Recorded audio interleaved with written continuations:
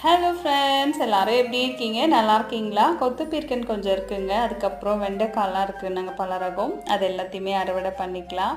பார்க்கவே இவ்வளோ அழகாக இருக்குது பாருங்கள். அடிக்கிற வெயிலில் நமக்கு ஃப்ரெஷ்ஷாக அறுவடை கொடுத்துக்கிட்டே தாங்க இருக்காங்க. கோவக்காய்லாம் இருக்குங்க. இப்போ தான் வர ஆரம்பிச்சிருக்காங்க. கொடிகள் ஓடிட்டு இருக்குது. அது எல்லாமே இலைக்கு ஒரு காய்களாக சூப்பராக காய்க்கும். அதுக்கப்புறம் முள்ளங்கி பாருங்கள் எவ்வளோ பெருசு சூப்பராக அழகாக வந்திருக்குங்க. அவங்கள நம்ம நல்லா கேர் பண்ணிக்கிட்டோம்னா அவங்க நம்ம காய்கள் கொடுத்துக்கிட்டே தாங்க இருப்பாங்க.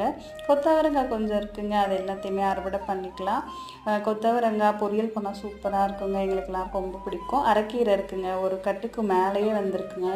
அது எல்லாமே எடுத்தாச்சு. இதுக்கப்புறம் விட்டோன்னா முத்திடுங்க. பூக்கள் வர ஆரம்பிச்சிடும். அது வேஸ்ட்டு. விதைக்கு மட்டும் 1-2 செடிகளை விட்டுட்டு மீதி எல்லாத்தையுமே எடுத்தாச்சுங்க.